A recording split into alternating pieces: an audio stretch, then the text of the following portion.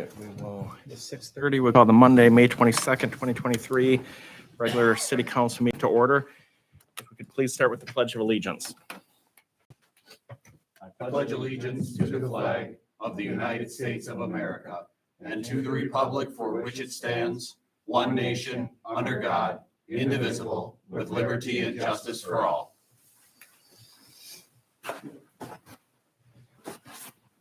All right, with that, do we have any additions to the agenda tonight? We do not. I'll look for a motion to approve the agenda as presented. I'll make that motion. We have a motion. Do we have a second? Second. We have a motion, a second. All in favor, say aye. Aye. Opposed, same sign. Motion carries 5-0.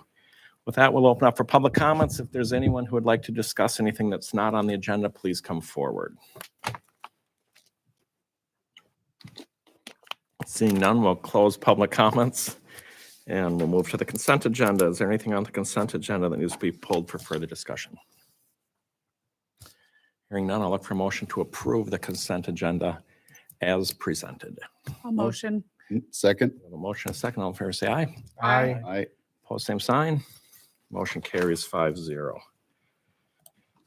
So with that, next item, we will move to some community recognition. Unfortunately, Doug or Sandy could not be here today. But what we'd like to do is have a proclamation recognizing both Doug Ernst and Sandy Helt for their community service. Whereas Doug Ernst and Sandy Helt have been instrumental in promoting firearm safety in the Mayer community for the past 50 years, and whereas their tireless efforts have contributed to a safer community and have helped countless individuals become responsible firearm owners. And whereas the Minnesota Department of Natural Resources has recognized Doug Ernst and Sandy Helt for their exceptional service and dedication to our community. Now, therefore, I, Mike Dodge, Mayor of the City of Mayer, do hereby proclaim June 10th, 2023 as Doug Ernst and Sandy Helt Day in the City of Mayer, Minnesota. And I urge all citizens to recognize their outstanding contributions to our community and to extend to them the gratitude and appreciation they certainly deserve. Thank you. And again, unfortunately, they couldn't be there. And Stan, if there's anything you want to comment on the program, feel free. Yes, I'd like to.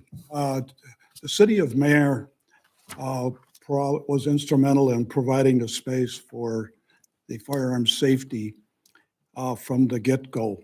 Firearm safety was started here back in the 1950s, and one of the originators would have been Chad's great uncle,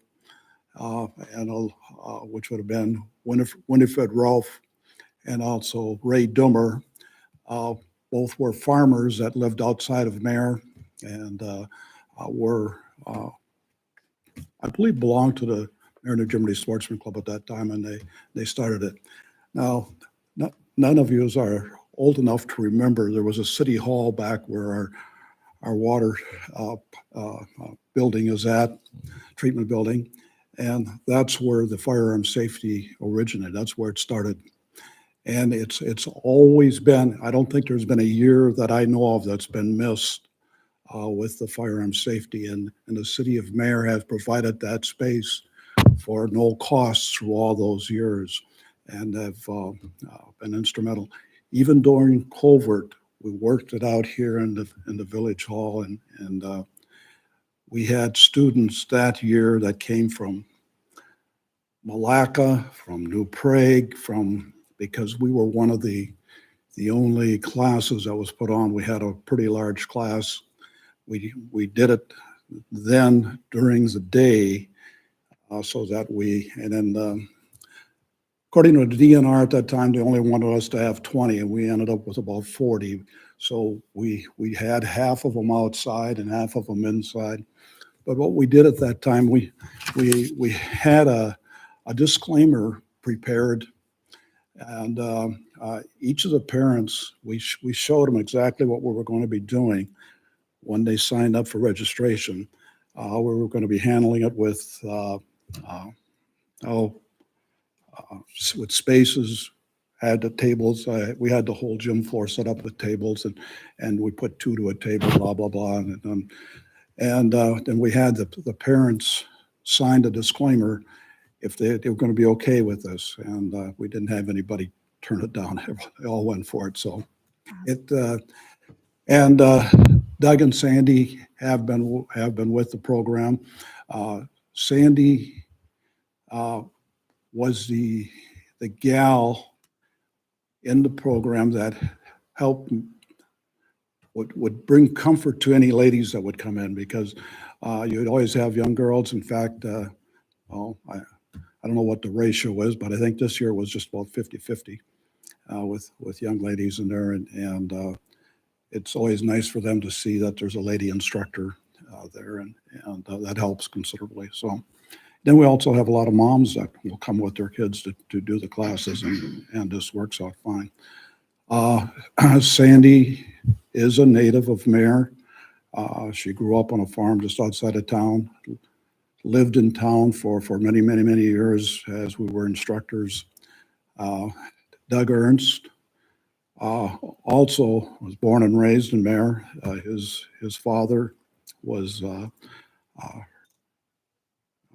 Herbie Ernst, I believe, and he ran the meat market when we had a meat market in town across right where Core Trust Bank is located. And so both local and well-deserving of that proclamation. The thing I would ask, if you could, Mike, or if it doesn't work for you, if someone else could, make that presentation on June 10th. We have a reception that's being planned for them, to where the DNR is going to be presenting them with their award and their certificate, etc. Up at Lutheran High School. It's at 1 o'clock on Saturday afternoon. Yep.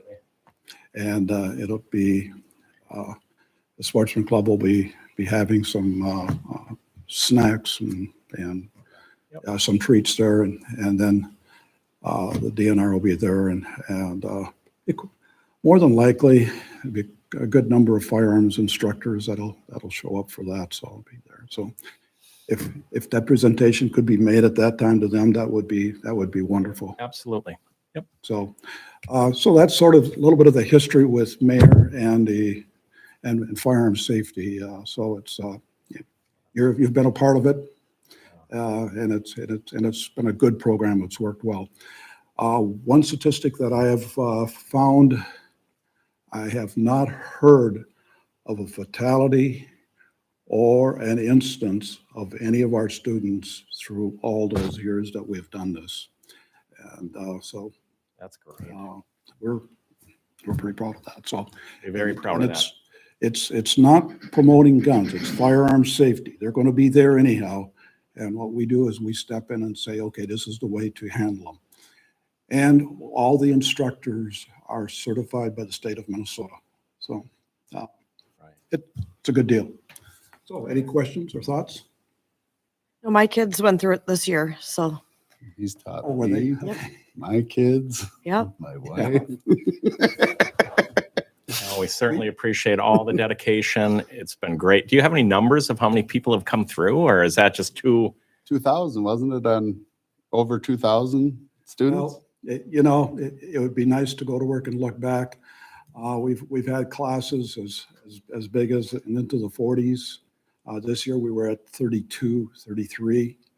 A lot of the classes earlier were in the 15s and 20s. So I guess we can do the math and sort of come up with a guesstimation without, I don't know if we can dig back into those records all and find what the numbers might be. So I know our class was big, and it was in that room over there. I know we're getting grandchildren. I've had grandfathers and they're bringing them and saying, Yeah. hey, I took the class with you. Really? Yeah. So, No, I appreciate the dedication, and I certainly hope Mayor can still go for another 50, 80 years, helping with the DNR and helping do that. It's a great program. So not only with Sandy and Doug, but I know you're involved in it. And I believe your son's also involved, correct? son's in it, and also my daughter is also a certified That's instructor. great. She doesn't do any hands-on with the training at this point, other than the field trip. There's another point. last year, our firearm safety class was featured on Minnesota Bound. Oh, You can, I think you can I have still that. pick it up. You can Google it. And you can see that they did about, hour and a half, 2 hours of filming, and we got 8 minutes on TV. that's great. It was showed a couple times, I believe in March where it was showed. So, and it featured Sandy and Doug were featured instructors on there. Of course, a lot of the kids and stuff that were in the class at that year. So, Awesome. Well-deserved recognition. That's great. good. That's Thank great. you. Well, thank you. Thank We you. appreciate that. Yep. So with that, I'll look for a motion to approve the proclamation. Motion. We have a motion. We have a second. Second. Motion, a second. Any further discussion? All in favor, say aye. I Opposed, same sign. Motion Thank you. carries Thank you. 5-0. Thank you. So with that, if you want to stay I was just gonna right say. there, sir, we'll move to the next item, which is you have a discussion for the Veterans Memorial Sidewalk Project. Okay. Veterans Memorial Project, for those of you that are new to the council or not familiar with the memorial that we have down just off of the Dakota Trail. I'm one of the committee persons that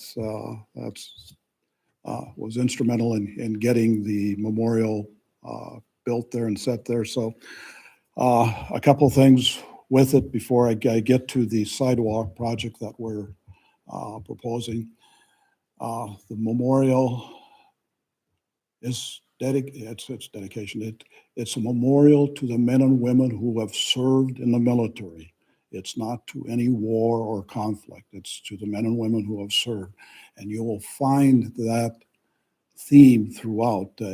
You'll see the kneeling soldier in front paying tribute to the glass museum case in front.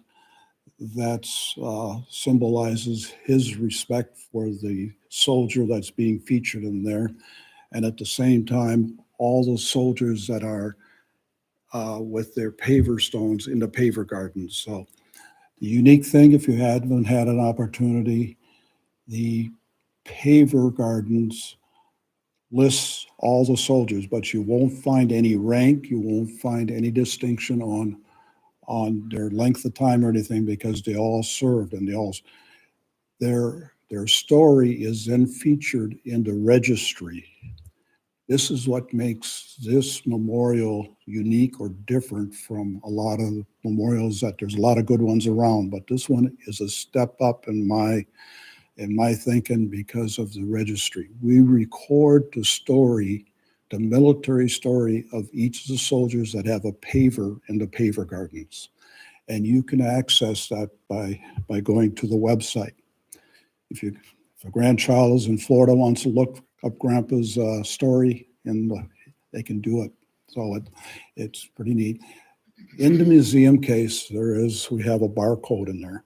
You can take your smartphone, hit that barcode, and it'll give you the registry. It'll also give you the story and describe each of the images that are in each of the panels that we have featured in there. So it's a lot of thought and has gone into it. You can be proud of it because this is your memorial too. It's in our town here, so it's quite neat. As far as the next step of what's happening out there, right now we are doing on the second Saturday of each month at 10 a.m. in the morning. We honor a deceased soldier by raising their coffin flag up over the memorial. And the flag will be in their honor for that whole month. Right now, we started the program last year and it's gone over quite well.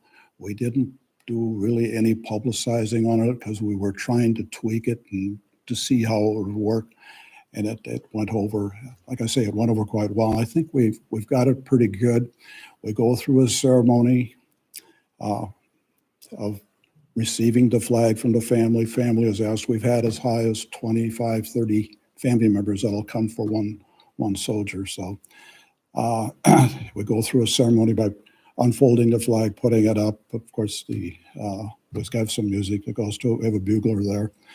And the flag goes up. And then the following month, the flag is taken back down, folded, presented back to family. And then we take the flag from the next soldier that's going up and put it up. So it's a neat program. Right now, we have a Jerome Wagner, used to be a farmer just outside of town, a World War II veteran, followed Patton across Europe. Coming up will be Doug Ernst's dad on June 10th. We'll be putting his dad. His dad was also a World War II veteran, served down in Panama during his tenure in the service. The month of July is going to be some Helts, our uncles, my uncles, the twins, the Helts bar, legend here in town. That would have been, it had been their bar. And they were World War II veterans, also followed Patton across Europe. And then the month of August is going to be a guy by the name of Don Riley. He used to own a grocery store here in town. It could have been one of the last grocery stores. But he's going to be honored then for the month of August. So, and beyond that, we're looking at a few other ones. So there'll be some more that'll be coming up into there. So the other thing that's going to be happening out there, we're in the process of looking for equipment. So we're going to start seeing if we can find equipment like we're looking for a howitzer, a tank, possibly a Jeep. We have a Navy guy on the committee. He says he would need to get a ship, but I think that's we might have to back off on that one a little bit. We've got our plans in place, and as soon as we find a piece that we can get over here, then we'll be making a pad for that and then sidewalking it off of the main memorial area there. So that's in the works too. So everything is just continuing on. Now, as far as the sidewalk that I'm supposed to be talking about here, I had talked, I think maybe it was last fall, about the sidewalk, and at that point you said, yep, we would go along with it. I think you said that you would go. I asked for the city to do 1/3 of the cost, and I asked for another third from the county, and 1/3 we as a committee would be doing. And the county has said okay also, and as you guys did, and I'm hoping that's still the same there yet. We didn't do our homework very well. We didn't think we would need a permit from the state of Minnesota. We thought we moved the sidewalk far enough onto the county property that it wouldn't be an issue, but it looks like it's within the inches of where the Highway 25 right-of-way comes in, because what looks like a turn off or a turn lane going into the parking lot is not a turn lane. That's a bus parking area. That's what we had asked for with the state when it was done, when 25 was done. And now we want to put a cement pad, an unloading pad right there, connecting with a sidewalk that would go. Sidewalk would go north and south, of course, and then we'd have one that would go just across the short lawn and go to the memorial. So, but it looks like we're going to be encroaching on the state property by a couple inches, and we need to get a permit. So, from that, so that's But where you that's feel at. the state's going to work with you on that, right? It'll just delay things a little bit is all? Yeah, You're not getting pushback. It'll delay it. We had a cement guy ready to go here within a week or two, but we'll have to see to get that. Good. Yeah, I don't see that being an issue. Okay. In fact, when I talked with the engineer, he says, I just don't see why you don't go ahead and do it. He says, because it really isn't, it's not an issue. He says, you're splitting hairs. He says, what we're looking at there, because of the bus parking area takes most of that right away off of the highway out of there. So any thoughts or questions that you might have? And are you still looking, what's your timeline? When are you hoping to put it in? Hopefully, yeah, well, hopefully this summer sometime, I would Once the hope. permit gets Yeah. approved, you're ready to go? No, we'll get at the state and Good. see. I'd like to have it done, for the Rising Festival thing here. Yeah. July 10th Good. or July 8th, I mean, so, yeah. Anyhow, yeah, Progress. That's great. yep. I appreciate it. It's really, The committee itself, the Veterans Memorial Committee, financially, we're very healthy.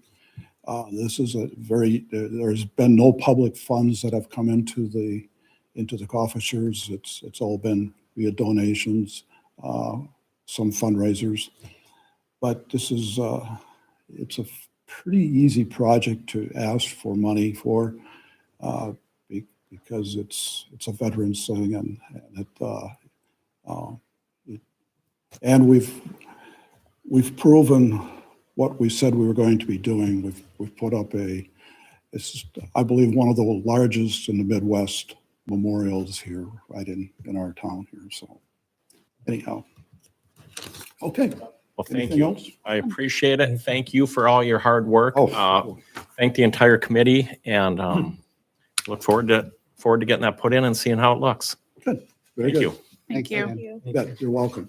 And thank you for the proclamation. I appreciate that. Yeah, yep. Thank you. All right, consider adoption of resolution authorizing the closure of certain bank accounts. Thank you, Mayor. So right now, the city carries its primary bank accounts with Security Bank and Trust as our main depository. And with them, we have 4 accounts. There's 2 checking and there's 2 savings. One of them is the main checking account that we use for all of our transactions. And then there's 1 other checking and then 2 other savings. And those have not had any activity in them other than minimal interest accruals. We can look back 2 years on those. And that's been the only activity that's been in there. I did check with the auditors just in case there was a special use for any of them. And they said, nope, you are good to go ahead and close those. So what the resolution would do, authorize closure of those 3 accounts, and then those monies would just be moved over into the main checking account. And all the monies in those other 3 checking accounts are already accounted for in our internal software system. So it's really just a closure and a money move. It sounds like this is a good thing to be looking at periodically, just to clean up some of the Yeah. open-ended items. Unused accounts, there's no purpose to them. This just gets that cleaned up. I think in light of everything, I think that's a great idea. So any questions on the resolution or the proposal? Hearing none, I'll look for a motion to approve resolution 2023-22. Motion. We have a motion. Do we have a second? Second. We have a motion, a second. Any further discussion? Well, thanks, Nick, for cleaning these up and taking care of that. So with that, all in favor say aye. Aye. Opposed, same sign. Motion carries 5-0. That move to individual reports. Councilmember Wagner, anything to report on? I have nothing. Councilmember Ely. Nothing. Councilmember Halt. Nope. Councilmember McNeely. No. And I have no meetings I've been to since our last council. One item I do want to mention, I happen to see on social media today that this week is National Public Works Week. So I'd like to thank our Public Works staff, certainly Scott Bryan and Kyle, who's really the leader of it all and really keeps things together. I think they've all done a phenomenal job. The community should be proud of what we have. They keep our water going, our sewer going, the streets are plowed, our parks look awesome. Downtown decorating, everything they get their hands on, they've done a great job. So I want to publicly thank them. And with that, I have nothing else. So I'll look for a motion to adjourn. Motion. We have a motion. Do we have a second? Second. Motion is second. All in favor, say aye. Aye. Opposed, same sign. We are adjourned.